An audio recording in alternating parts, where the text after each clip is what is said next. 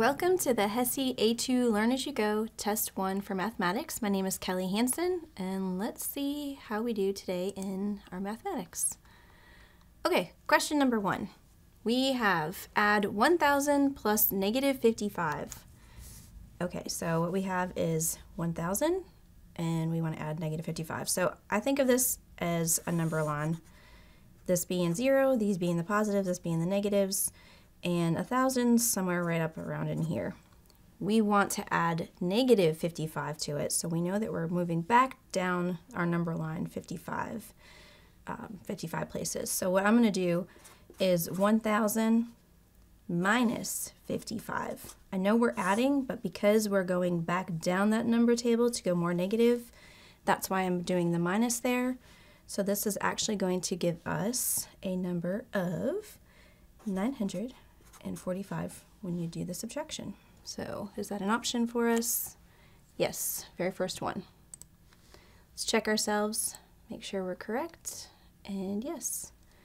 And it says when adding that positive integer to a negative one, we're going to subtract the smaller from the larger. So that's why we subtracted off that 55 from that 1,000. All right, number 2. We have add negative 675 plus negative 246. Okay, so if we had that number line again, and we are at negative, here's our 0, here's our negatives, here's our positive, and we're down here at, well, we'll just make this one negative 675. We want to add another negative 246. So that means we're still going this direction. So we're going to go ahead and we're going to add those two negatives together because we're still staying on the same side of that number line. So we'll add negative 675 plus 246, and that's going to give us a total of negative 921 because we're adding two negatives together. So don't get fooled. Take a look at our second answer right here. Don't get fooled by that positive 921 because we're adding two negatives together. We're going the same direction down that negative line. It's going to be negative 921. And there you go. They went ahead and put it in parentheses down here, essentially the same thing. Okay, question number 3.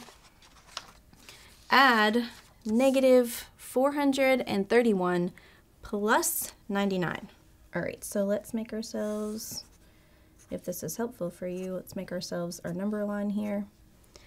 And we're starting off with negative 431. So we're going to say negative 431 is down here on this number line.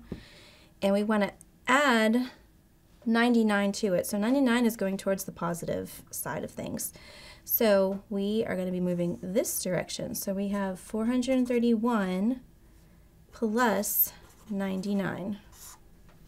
So you have to remember that this negative is larger than this positive, so whatever, we're going to actually end up subtracting this one because we're going towards the positive direction.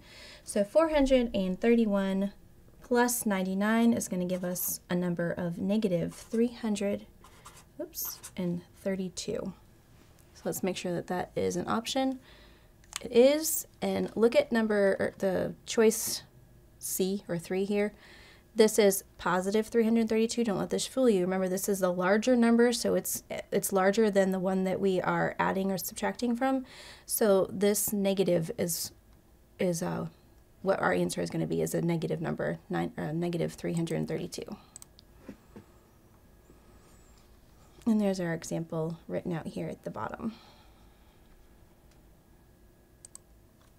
All right, question number 4. Add 0.555 to 0.0235. Okay, the important thing to remember with this is just make sure that your decimal points are in the same place.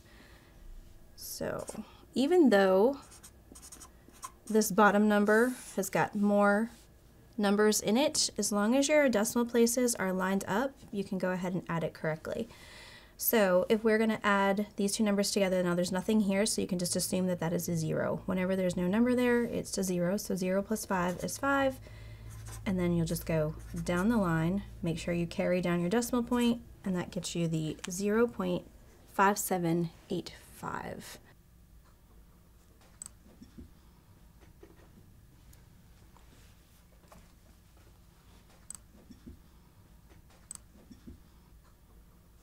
All right, question number 5.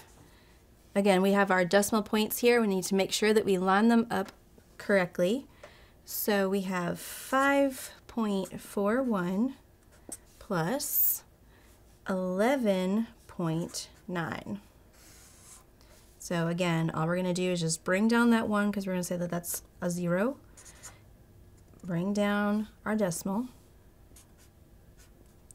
And we are going to check to make sure that we get the right one. 17.31. That is a very first choice here. So we're going to go ahead and check that. Very good. All right, question number 6. Okay, so we got to take a look here. Again, we need to line up our decimal points because this is another decimal problem. So when you see 18, 18 is really 18 with a decimal point after it. Or 18.0 is something you could think of it as. So we want to add these two together, line up our decimal points. So 0.567. And again, it's just like those are zeros. And we're just going to bring all of those down. And that is going to get us the 18.567. Be very careful to check where the decimal points are on your answer so that you choose the right one. So second one here matches up to our answer. And very good. And again, it shows you down here how you can assume that anything after 18, you have a decimal with 0, 0, 0, 0. That way you can add those together. All right. Problem number 7.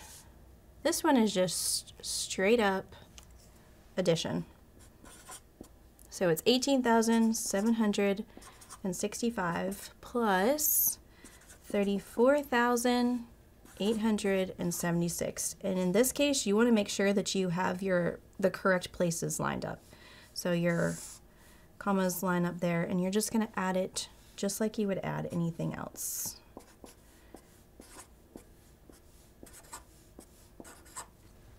To give us a total of 53,641. Let's make sure that that's one of our options. And look, they try to trick you. They give you one on either side. So double check your very first number there. 5 plus 6 is 11. Correct. Again, this talks about aligning those place values. Make sure that your commas, all of your places are matched up, your tenths, your ones, tens, hundreds, all the way along.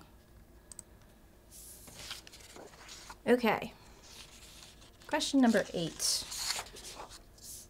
Now, I'm a fast reader, so I have to admit when I do a lot of these problems, I am, estimate the sum, boom, and then I forget estimate the sum. I immediately sit down and start adding that 86,542 plus 91,224, and I forget to round to begin with. So slow down when you're reading your questions and say, what is this question really asking me? Because I tend to speed through these. So estimate the sum by first rounding the add-ins to the nearest 10,000ths place. Okay, so where is our 10,000ths place? Let's just write these numbers down to begin with. 86,542. Our 10,000ths place, so here's our ones, tens, hundreds, thousands, 10,000ths place. So this is where it wants us to round to. When you're rounding, you look at the number that's to the right of it. Anything that is 5 or greater, you're going to round up. Anything that is less than 5, you're going to round down. So in this case, we're going to round up to 90,000 because it wants us to round to the 10,000ths place. And then our next number is 91,224. Here's our 10,000ths place right here. Take a look at the number to the right. Is it greater than 5? Then we round up. Less than 5, we round down. So in this case, this is going to be another 90,000. Now, it wants us to estimate the sum. So the sum means to add together. So we are simply just going to go ahead and add up those two numbers to give us a total of 180,000. And that's one of our options.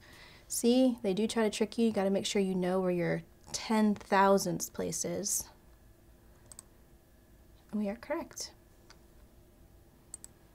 All right, question number 9. Here's another one of those estimate. So make sure you read your whole question. Don't speed through it and kind of just get ready to get started adding until we figure out what it is that they want us to do. So estimate the sum 2.567 plus 4.109 by first rounding the addends to the nearest ones place. Okay, so the nearest ones place, let's just start off by writing these down. 2.567. So this is our tenths place because it's to the right of the decimal. Tenths, hundredths, thousandths, and here is our ones place, our first whole number here. This is our ones place. So again, if you remember, you're going to look to the number to the right of it. 5 or greater, you're going to round up, and less than 5, you're going to round down. So in this case, we're going to round that to 3. And then our next number is 4.109. Ones place, number to the right is less than 5. So we're going to round that to 4. And then we know this. 3 plus 4 is 7. We better know this. Let's double check. There we go. But it saves you a lot of time too if you just read the whole question and figure out what exactly are they asking first. Because otherwise you probably would have sat here and went all the way through this question, and then you may have been tricked by this answer right here, or you may at that point have said, oh, I get it now, it is closer to 7, but this saved you a lot of time. All right, question number 10. Find the perimeter of a square garden with a side length of 16 meters. Okay, the important piece of information, 2 important pieces of information. Number 1, what are we doing? We want to know the perimeter. And number 2, we know it's a square. And the thing with a square is it's equal on all 4 sides, so that makes it a little bit easier for us. And we know that perimeter is adding up all of the sides. So you could do this a couple different ways. You could do 16 plus 16 plus 16 plus 16, or we could be smart and we can just do 16 times 4 sides. And that is going to get us a total of 64, and we're talking meters here. So a total of 64 meters. Let's double check ourselves. Yay! Oh, they show you the same thing here. 16 plus 16 plus 16, all of that. This is a little bit quicker, but it is the same exact thing. All right. Question number 11. Again, this is just like what we just did as far as the perimeter, but the difference here is that this is a rectangle, so we know not all the sides are not the same. But we do know if this top line here is 12.6 centimeters, then we know that the corresponding one on the other side is also 12.6, and then the same thing with on this line, where this one is 6.4, we know the one over here on this side is also 6.4. So we're going to go ahead and we're going to add the sides together. So we've got the 12.6 plus the 12.6. We'll add those up, and that's going to get us 25.2 for this top and bottom line. And then we want to add the other 2 sides together, and that's going to get us 12.8. But remember, for perimeter, you need to add all of the sides together. So we want to take these 2 numbers that represent all 4 sides, and we want to add those together so that we can get a total for all 4 sides, and that's going to give us the 38 centimeters. And that is an option right here. Let's double check ourselves. Correct. And here, they didn't separate it out and add up the 2 different sides. You could just go all the way around and just add 12.6 plus the 6.4 plus 12.6 plus 6.4. Both methods work, so whichever is easier for you. All right, question number 12. If a square has a perimeter of 48 inches, what is the length of each side? Okay, Okay, so this is kind of the same as what we did a couple questions ago. Again, perimeter adds up all four sides. And it's also telling us that it's a square, so that tells us that they're all the same. And we know a square has four sides. So in this case, if we want to find out what each side is, we're going to take that 48 inches and we're going to divide that up by the four sides, which is going to give us a total of 12 inches for each of those sides.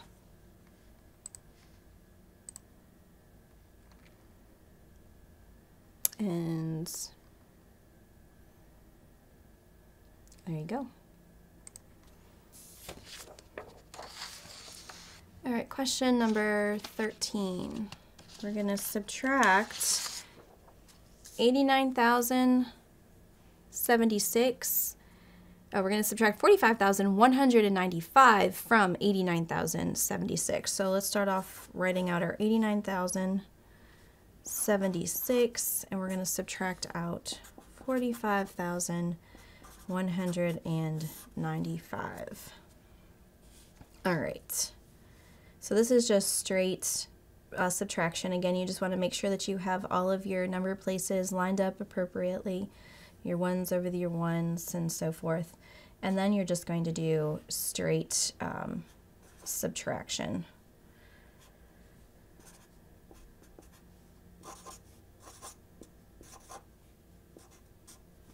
And we get a total of 43,881. Let's make sure we can find something that matches up here. Read carefully to make sure that you're not missing any of the other numbers, that you choose the absolute correct answer. And there you go. Again, this just talks about aligning them by place values. You have to make sure that they're aligned properly or else you're not going to get the right answer. Question number 14.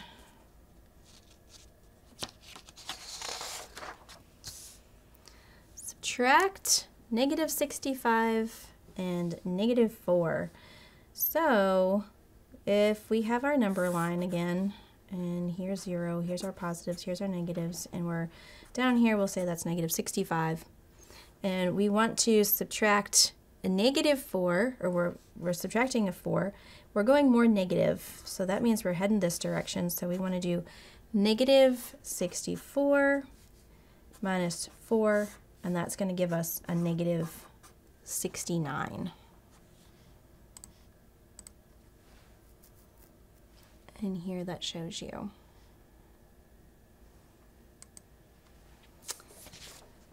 All right, question number 15. So we have 98 minus a minus or -45. In this case, you're going to change both of these signs to a positive, and then it just becomes a simple addition problem, giving us 143. Let's give ourselves a check. And then so to further explain this one, when you subtract integers, you're going to add the opposite, and that's exactly what we did. So it changes the problem to the 98 plus the 45. When you've got the negative and a negative, it becomes the positive. All right, question number 16. Subtract -45 and -17. So that's kind of what we just talked about there, right? We've got 2 here, so it becomes a positive. And on our number line, here's our positive end and our negative end. So if we say -45 is down here, we're going the opposite direction. We're becoming more positive because we're adding a positive number. So it really becomes a subtraction problem where you have 45 minus the 17, an actual number of 17, and that's going to give us a -28. When you add 17 to a -45, when you add a positive 17 to a -45, we're going closer to 0, so this becomes a -28. And there's the math further worked out for you there. And question number 17. 18 is next. All right, we're going to subtract 65.814 minus 14.87. Now remember, again, make sure that your place values line up, so that can become a 0 because there's nothing in that place. And then you're just going to subtract like you would normally subtract.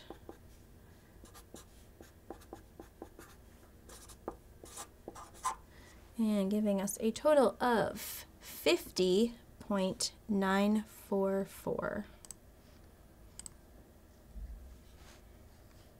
Again, it talks about line those decimals vertically. Make sure you've got everything matching up.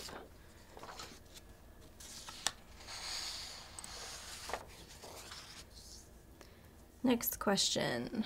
Subtract 4.2 minus 0.054. So 4.2 minus, make sure those decimals line up, 0.54. And again, remember we are just going to say that those are zeros as placeholders in there. And then this is where you get into your regular subtraction here. So this becomes a 1, this becomes a 9, and a 10. Giving you a total of 4.146. Double check, make sure you click on the right one. There's another tricky one right there.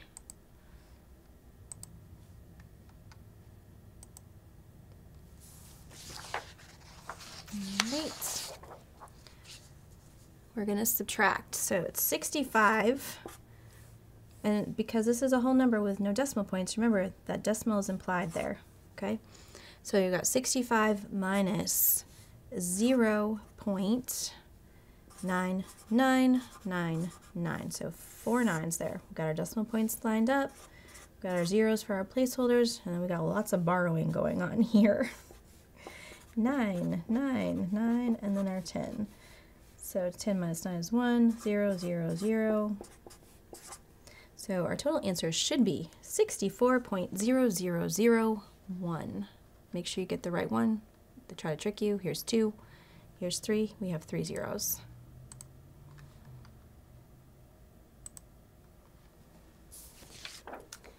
All right, next question. Estimate.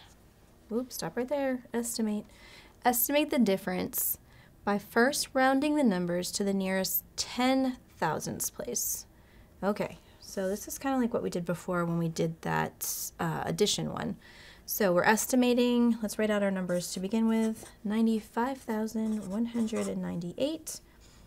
This is ones, tens, hundreds, thousands, 10,000ths. So this is the number we want to look at. Take a look at the number to the right of it. Is it 5 or greater? If it is, then we are going to round up. And then the next number is 54,987. And here's our 10,000ths place. The number to the right is less than 5, so we're going to round down. And then we'll just simply add those together to give us a, no, don't add. Pay attention to the question. 100,000 minus, remember this is the difference. We talked about how we did this similar in the addition, but this one is the difference. So we want to estimate the difference. Difference means subtraction, so we are not adding these numbers together. Our 100,000, which we rounded to, and our 50,000, we're actually subtracting them. So to give us 50,000. So our correct number here is the second one. This is how when you read really fast, remember to pay attention to exactly what the question is asking you. And it gives you 50,000. That's the correct answer. Okay, next question. Estimate the difference. Okay, I'm just going to start off by just writing difference right on my paper so I do not forget that. Estimate the difference of 56,999 minus 35,298 by first rounding the number to the nearest thousandths place. Okay, so let's write out our numbers to begin with. 56,999. Remember, ones, tens, hundreds, thousands. So this time we're looking at the 6 here. Take a look at the number to the right. Greater or greater than, equal to or greater than 5. So we are going to round this up to 57,000. And then our next number is 35,298. And again, we're looking at this position right here. The number to the right is less than 5, so we're going to actually round this one to 35,000. Okay, remember, we're subtracting. So 57,000 minus 35,000 is going to give us a total of 22,000. Our top number right here, our first choice, 22,000. Let's double check ourselves. Yay. All right, next question. We're going to estimate the difference. Okay. Of 43.892 minus 35.789 by first rounding the numbers to the nearest ones place. Okay, so 43.892. This is tenths, hundredths, thousandths, ones, and tens. So we want to go to the ones place. So this is the number we're looking at. This is the number to the right. So it's greater than 5. We're going to change that to 44. Then our next number is 35.789. Here's our ones place. The number to the right of it is greater than 5, so this is 36. So from here, what we want to do is 44 minus our 36, and that gives us a total of 8 for our difference. Look, they try to trick you. If you didn't know to round to the ones or you weren't sure what the ones place was, they throw this one in there. There we go. All right, next question. A tower in India is 1,543 feet tall. Another tower in China is 1,345 feet tall. How much taller is the tower in India than the tower in China? So we know we need to subtract here because we want to know the difference between the two of them. So how much taller is the tower in India? So we're going to put India's tower height here. 1,543. This is India. And then we want the tower in China, which is 1,345. And then we just subtract from there. So we'll do all of our borrowing.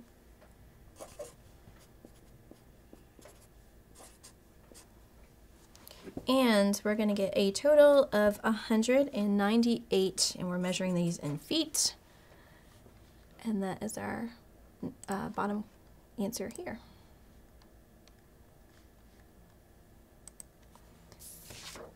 All right.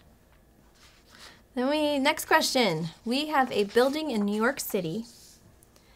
This building is 876 feet taller than a building in Spokane, Washington. Okay, so we know that whatever Spokane, Washington is, New York City is 876 feet taller than it.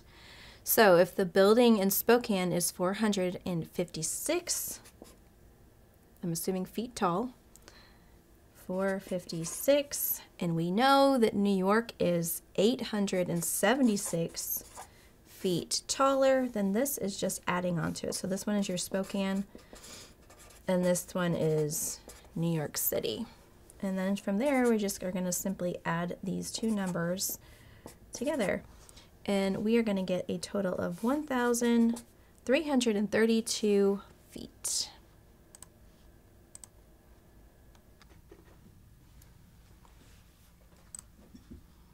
All right, so we're going to move now to multiplication. So we've been doing addition, we've done subtraction. Now we're going to move on to our multiplication. So it wants us to multiply 413 by 34. So for this, we're just going to do our straight normal multiplication. And you can kind of follow me as I go through this. And then you have to remember with your multiplication, you move over 1 whenever you get to the second line. And then the product for each line you're going to add together. Remember, this could be the same as a 0, so just carry that all the way down.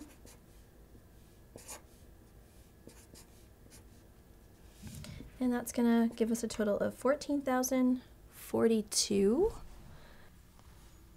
Okay, moving on to our next problem. All right, so this time we're talking about multiplying. We already did our addition, we did our subtraction, so now we're moving on to multiplying.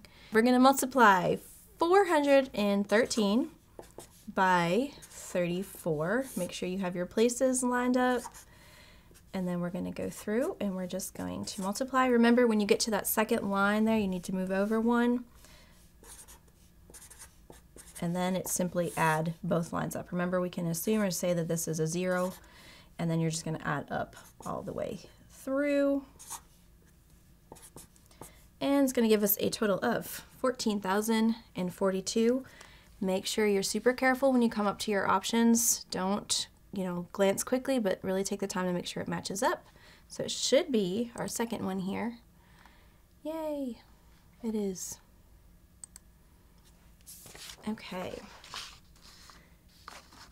Question number 26. We are going to multiply 7,000 times 9,000. Okay, so you could take this and you could do 7,000 times 9,000.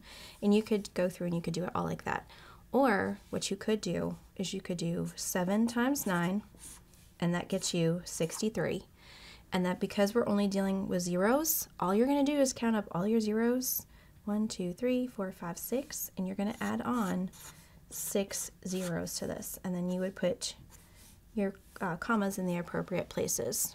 So that is going to get us a total of 63 million. Again, be super careful that you're checking that you have the correct number of zeros when you choose your answer. And there you go. This first way, you're still going to get the same number. You're going to get obviously correct, but it just is very time intensive to do it that way. All right, and next question. Find the area. Okay, so before we were doing perimeter, this is area. Area is your the two sides multiplied together. So you need your length times, or one side times the second side. So find the area of a square, and we know square has 4 equal sides, and it has a side length of 17. So we're going to do one side times the second side, and we're just going to do straight up multiplication doing that, okay? And then when we get to the end, we add up our sums, and that's a really bad 8, 289, and again, we're talking in feet. That is an 8. There we go. Make it legible for you. 289 square feet, because we multiplied side 1 by side 2, which is essentially like squaring. So let's double check ourselves. Yay. All right, and the area again. So rectangle doesn't have 4 equal sides. 2 are the same, and then another 2 are the same. And again, for area, we're going the 2 sides multiplied by each other. So in this one, this is pretty simple. Our usual times tables here, 8 times 3 yards, 8 yards times 3 yards is going to give you 24 square yards. Let's make sure that's one of our options, which it is. Give a check.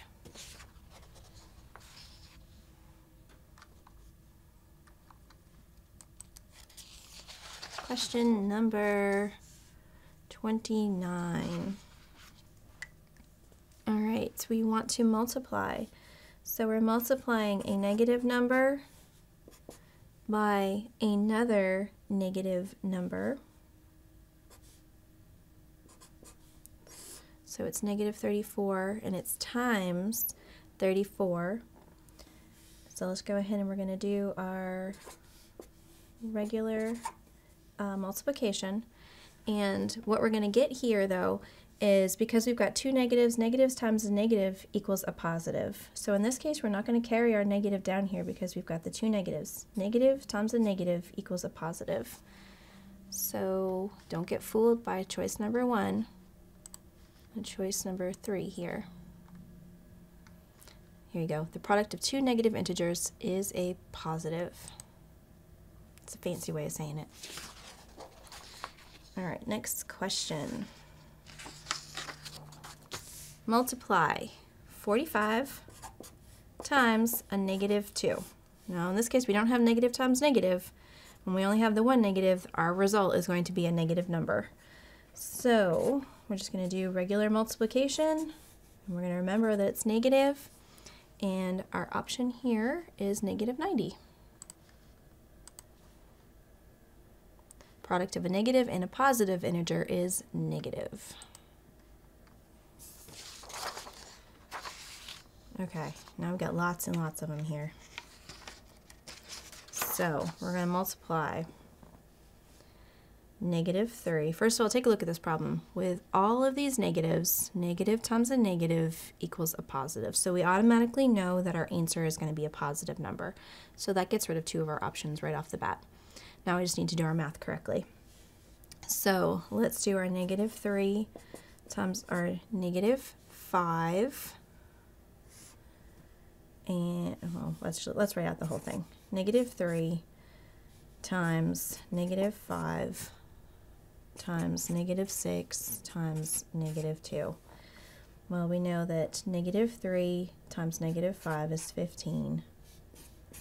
And we know negative 6 times negative 2 is 12. And this is going to make it a little bit easier. So we're left with 15 times 12.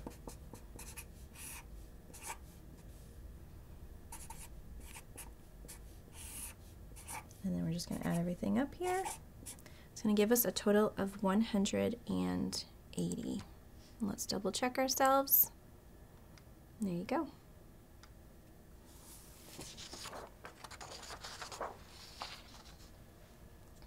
Next question. This one, again, another longer looking question. We've got negative 6 times 190, so we've got a negative and a positive. Then we've got times 0, and then times negative 17. Okay, so this one could be like, wow, a lot of multiplication, except for the fact that if you look right here, that 0 makes it so you don't have to do any multiplication on this problem, because anything times 0 is 0. So that was nice and quick and easy. Didn't have to even do any math on this one.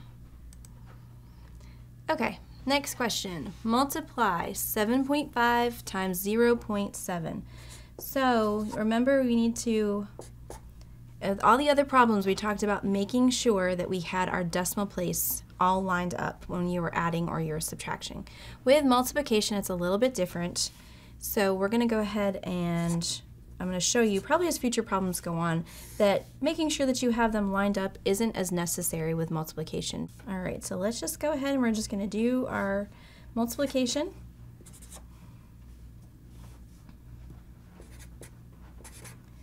And then we know we don't have to go through with the second one because it's 0. And then the important part to remember is that when you have these decimal points, you're going to count them up. How many numbers are to the right of the decimal point? So we've got one number here, one number here. So we're going to need to move our decimal points over by 2 spaces. So whenever you have a whole number, we assume that that decimal point is at the end. We need to move it over 2 places. So 1, 2. Giving us a total of 5.25. Let's check our answer. And there you go. And here it talks a little bit more about it. The original problem had 2 decimals. That was decimal 1, decimal 2. And so therefore you have to move those decimals 2 places over to the left. Again, we have to remember that with every whole number, there's always a decimal place off to the right of it. Okay. In this problem, we are going to multiply 7.567 times 2.41. All right. So again, we're just going to go through and do our regular multiplication.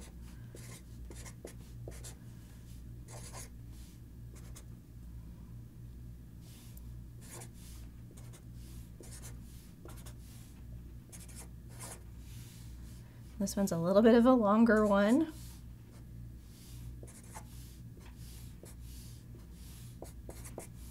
And then again, remember, we just add everything all together at the very end.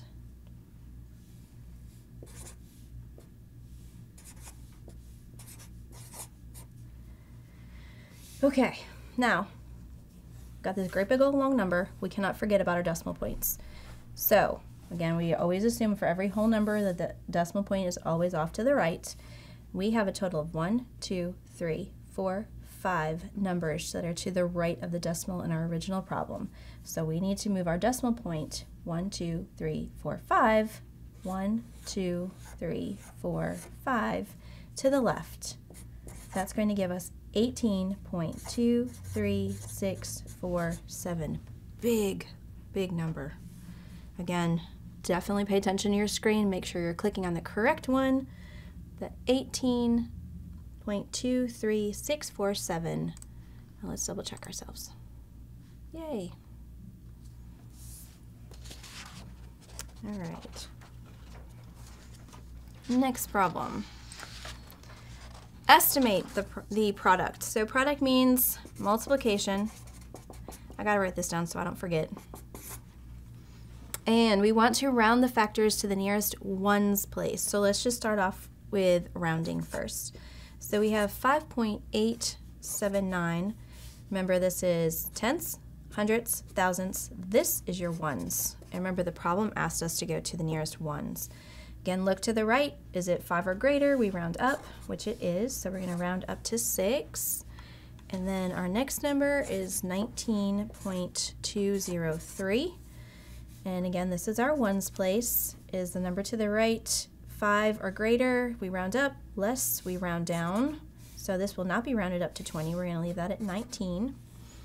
And so from here, we need to just do the product, which is our multiplication. So 19 times 6, and we should get 114 as our answer. Check ourselves.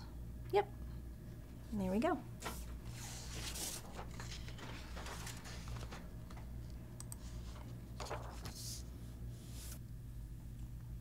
All right, number 36. Estimate. All right, so we're estimating, and let's write product up at the top so we don't forget what we're doing. And it's 15,763 times 21,892. So we want to first round the factors to the nearest 10 thousandths place. So let's just start off by writing out our first number, our 15,763. And remember, we have ones, tens, hundreds, thousands, 10,000s. We want to go to the 10,000s here. So we're going to take a look at the number to the right. 5 or greater, we're going to round this number up to the next one. So it is that 20,000.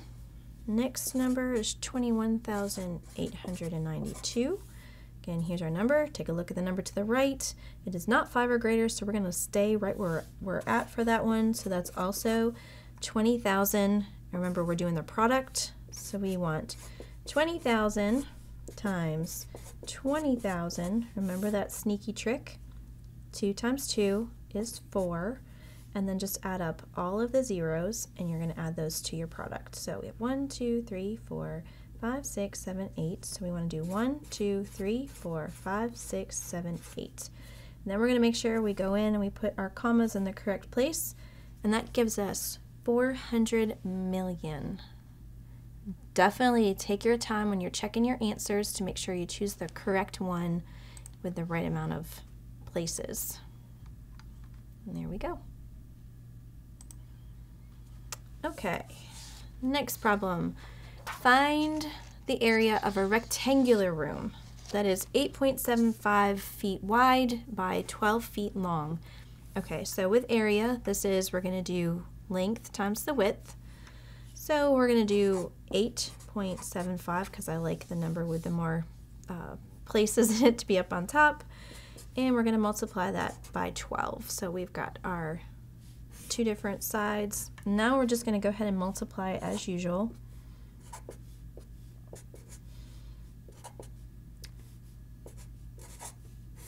And then remember, we're adding these two together. So we end up with this number here we have to remember there is a decimal at the very end. Come back up, see how many decimal places we had in our original problem, and how many numbers we had to the right of our decimal place in our original problem, and that would be 2.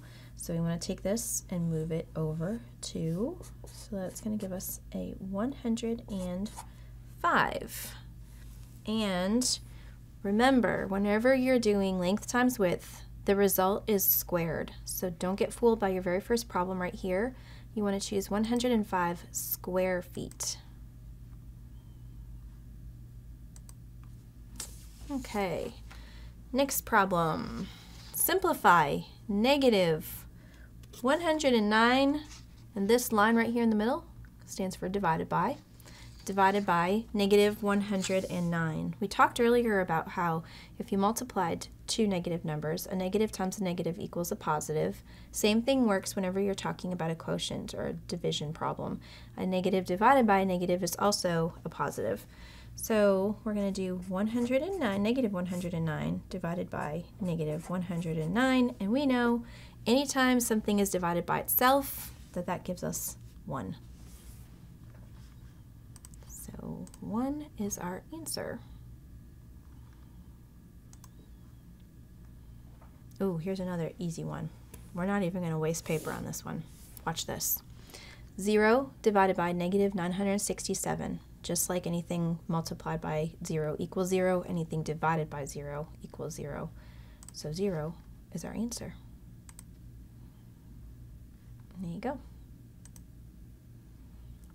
Okay, multiply and simplify. 25 over 2 times 7 over 6. So whenever you're multiplying two different fractions, you want to multiply the numerator by the numerator, the denominator by the denominator. And then to simplify means we get it down to the smallest number possible, so we get rid of any of the common factors that they both may have.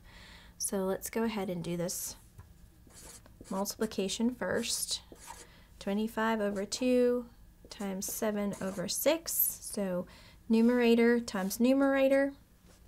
And this is going to get us 175. And then 2 times 6 is 12. Okay, so now that answer is present up here. But before we do that, let's just make sure that there are no other common factors that we can divide out of this to make it a little bit smaller and simplify it.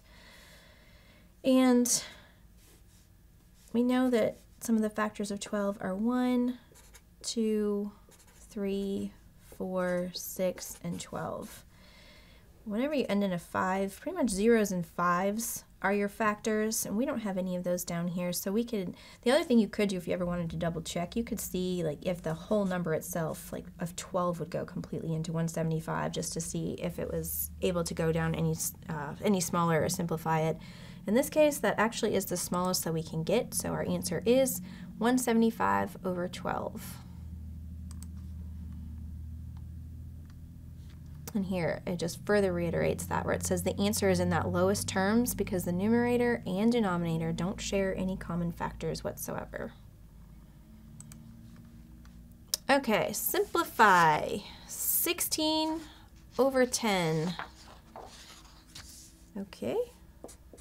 Simplify means to find a factor of the top that will go into both the numerator and the denominator. So if we take a look at all of our different factors, we have 1, we have of 10, we have 1, 2, 5, and 10. And then of 16, we have 1, 2, 4, 8, and 16. So we just look for what would work for both of them. Well, I can see that 2 is for both. So let's just divide both by 2. So 16 divided by 2 gives me 8, and then 10 divided by 2 gives me 5. We know that that can't go any further.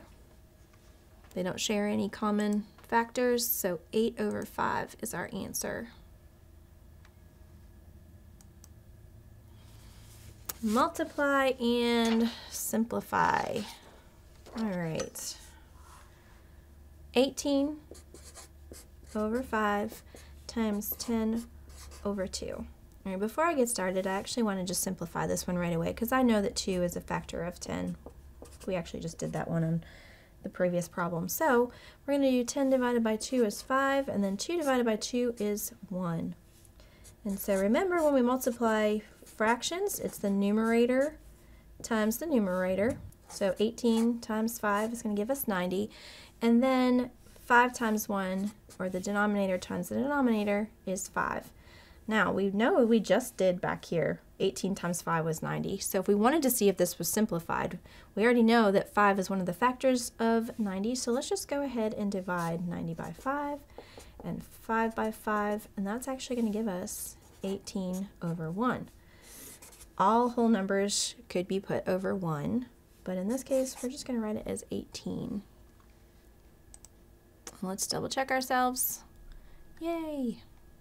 Here they did it a little bit different. They went ahead first and did all the multiplication before they did the simplifying of it. You can do it either way, whatever way you find easiest. Okay, next question. Multiply and simplify 65 times 2/5. Okay, so we just talked about this in the last one when it was 18. Really, that 18 is over 1, so we're going to do the same thing with a 65. 65 over 1 times 2 over 5. So to multiply, numerator times numerator. And then we also have denominator times denominator, so it's 5. And 5 does happen to be a factor of 130. So what we're going to do is divide 130 by 5, and then we're going to divide 5 by 5, and we're going to get a total of 26 over 1, which really is 26. And that's one of our choices. Let's double check. There you go.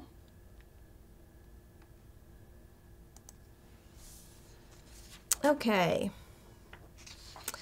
Area of a triangle. Okay, so we did area of, I think it was a square, we did area of a rectangle. Area of a triangle is a little bit different. And the thing that you have to remember for area of a triangle, I'm going to write it all down here. Area of a triangle. Doesn't look right when I spelled it. Area of a triangle is 1/2 of the base times the height. So the B stands for base, and the H stands for height. And that's what your area equals. So our base is going to be this 14 right here. So we're going to just fill in our equation. 14 times, and then our height, it's actually giving it to us right here as a 10. Okay? So this is your PEMDAS, where you have to do your parentheses first in the order of operations. So let's do our 14 times 10, and that's going to give us 140. And if you take 140 times 1/2, we could do that as a fraction, but we know in reality that that's really 140 divided by 2, and that's going to give us 70. How that looks, if you wanted to see it in the actual fraction, it looks like this. And then we know that you could divide both the top and the bottom by 2, and that gives you 70. So let's double check. And again, area is squared. So there's our 70 squared. And there you go. And here's your equation there for the 1/2 base times height.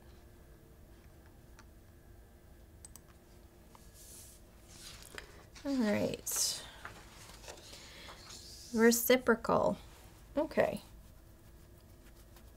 So they want us to find the reciprocal. Reciprocal means like the opposite. So if our problem here, the reciprocal or the actual number they give us is 14 over 5, the reciprocal is really just going to be it's switched. So we're going to change that and make that 5 over 14. Reciprocal is just swapping the top and the bottom, or your numerator and your denominator. So let's go ahead and just double check ourselves. There you go. Here they say it's interchanging the numerator and the denominator. You just flip it. Okay. Divide. Divide and simplify. So division's a little bit different. Remember we talked about multiplication. You multiply the numerator times the numerator and the denominator times the denominator.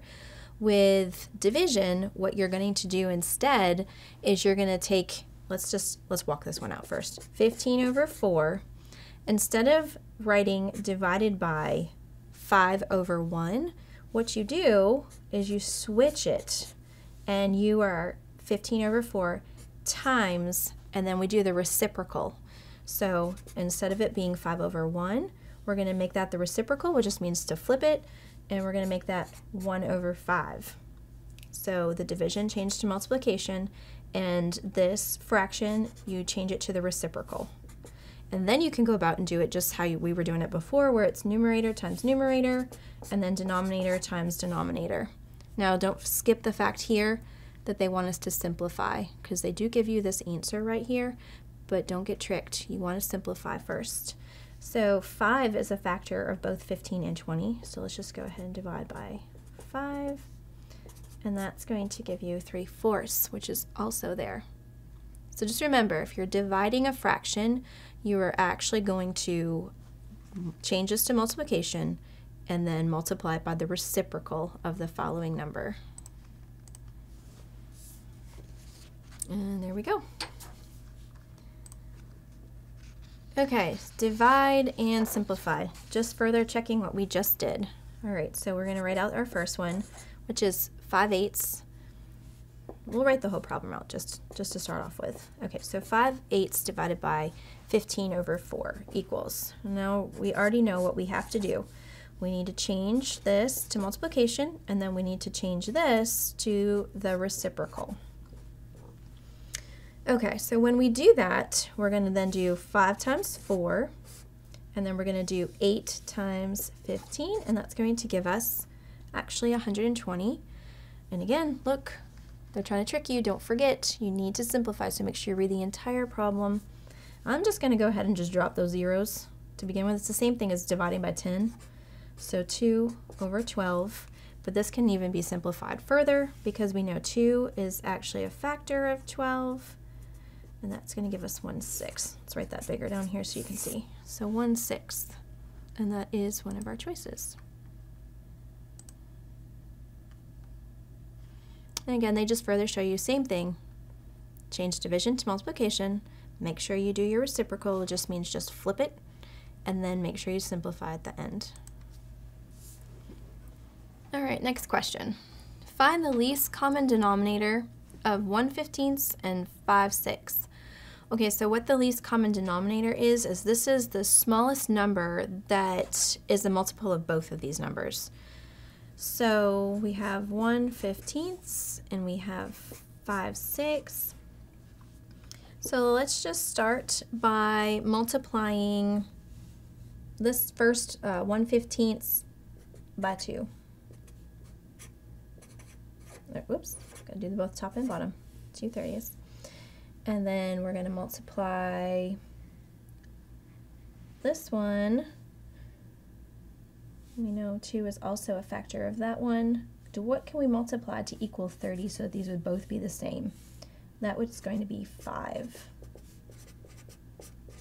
So what we did is we tried to figure out what can we multiply both of these numbers by to give us the same denominator in each, but make it the smallest number that we are going to be able to multiply it by.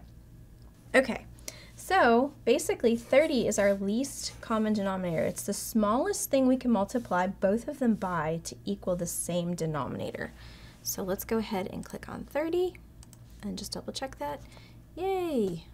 Again, here's the smallest number that's a multiple of both numbers. So it was the 15 times 2 gave us 30, and then the 6 times 5 gave us 30. We really couldn't multiply 15 by anything smaller, so we already knew that that was the least smallest for this one. So as long as 6 can also be multiplied by something to give us 30, we know that that is the least common multiple. Okay, next question. Add and simplify. All right, so to add them, let's write them out first. 15/17 plus 2/17. When you add, you have to have the same denominator for both of your fractions. So that's kind of where that least common multiple came in, so that we could find a way to make sure that both of our denominators were always the same whenever we have an addition problem. In this case, they already made it nice and easy for us. They gave us the same denominator for both of them. So we're just going to go ahead and add up our numerators. So 15 plus 2 is 17, and then it is over 17. So if we're going to simplify this, anything divided by itself is 1.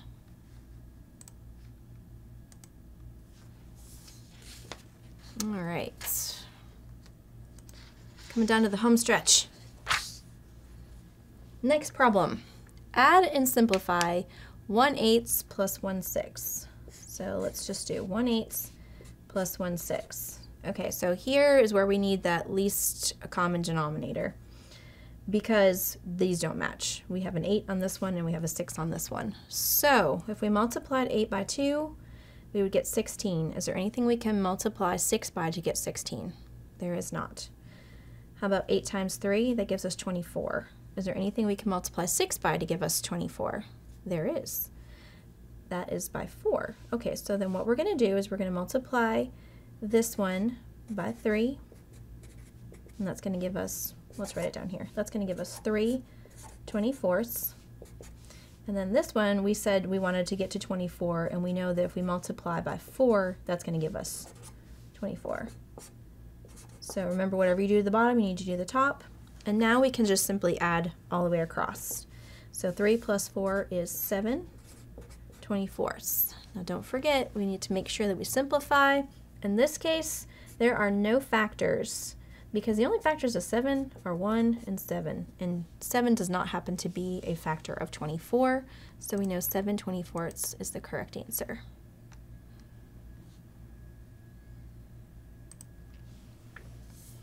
Subtract and simplify. All right, so subtraction works the same way. So let's start off with 18 25ths minus 14 15ths. We need to find, again, the same common denominator.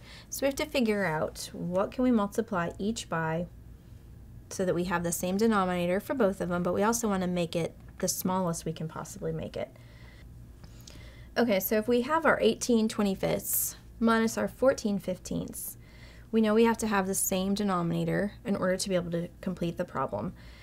If you don't readily know what the least common denominator is, one of the things that you can do is just multiply both denominators by themselves, or by each other, sorry. And that's going to give you at least the same denominator. And from there, after you finish the subtraction problem, you can go about simplifying to get it down so that it's the smallest. So let's just go ahead and do 25 times the 15. And that's going to give us 375. So that's a really big number, but it's okay. We'll deal with that later. All right, so in order to get 375 on the bottom, we multiplied 25 times 15, so we're going to have to do the same thing with 18. And then over here, we multiplied the 15 by 25, so we have to do the same thing with the top. So we know what this number is going to look like, is that they both are going to have 375. Now we got to do a little quick math here. So we'll do 18 times 15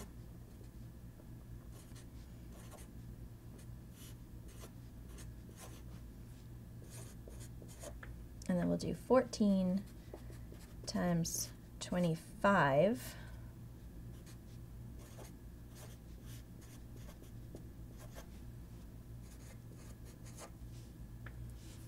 All right, and that gives us super big numbers. All right, so 270 over 375 minus 350 over 375. Our denominators are the same, so now we can just go ahead and we can do our regular subtraction. The thing to remember is this minus, this is the larger number of the two. So this indicates you're going to have a negative number here. So we have 350 minus 270.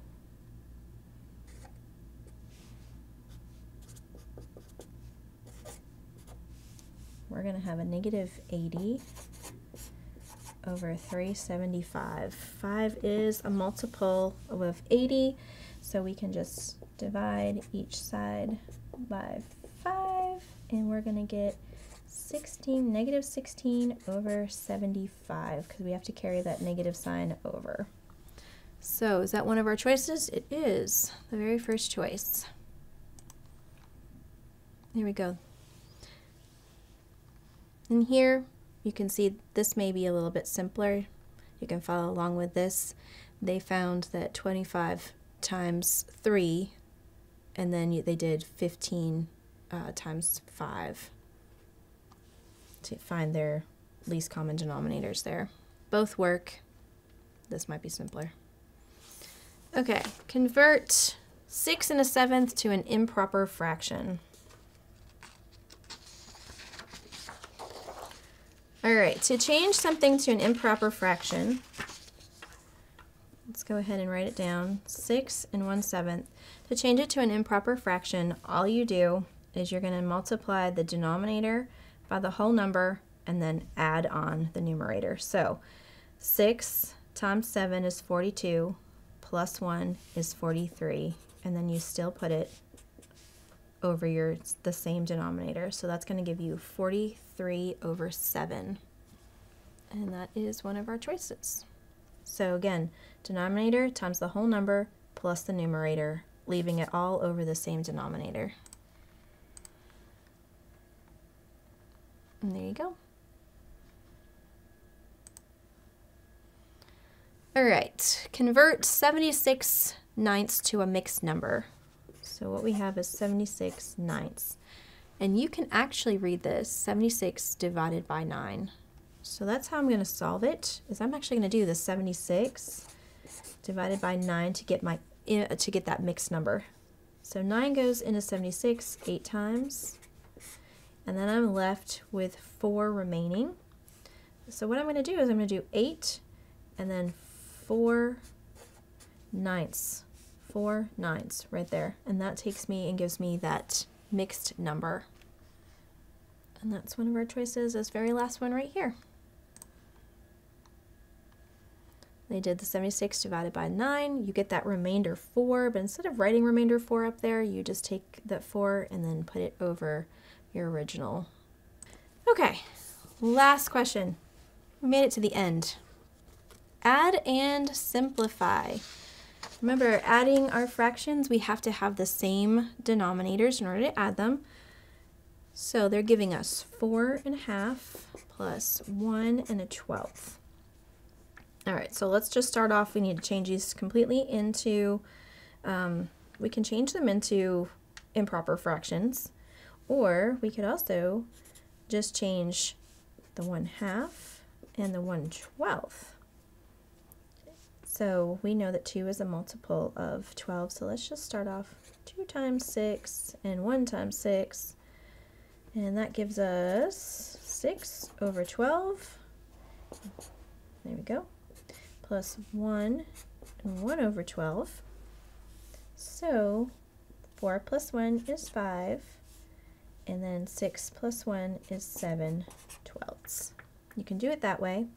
Another option can be for you to change it all into improper fractions. So again, if we have 4 1/2 plus 1 1/12, we're going to multiply and then plus, multiply then plus. So 2 times 4 is 8, plus 1 is 9, and then 12 plus 1 is 13/12. Again, we still have to change this denominator so that they're both the same so that we can add. We know that we have to multiply this by 6. Whatever you do to the bottom, you got to do the top. 54 plus 13 is going to give us 67/12. And then to figure out how to change that into a mixed number, we're going to do 67 divided by 12. We don't actually need to go that far. gives it to us just like this right here, 67 over 12. And 7, the only factors are 7 are 1 and 7. We know neither one of those go into 12, so we're just going to stop right there, 67 over 12. Sometimes you get kind of carried away. I get carried away trying to go even further down. Just make sure you go back to the question and figure out what is it that they really want from me. So they're just asking me to simplify it. So I don't really need to change this into a mixed number. They just want to know, is this as simplified as it can get in this form? And it is, because we know we can't go any lower. We can't use any factors. 7 and 1 are our only factors for 67, and neither one of those work for 12. So we're going to stop right there and check. Boom. That's it. All right. I hope you guys learned something. I hope this was helpful.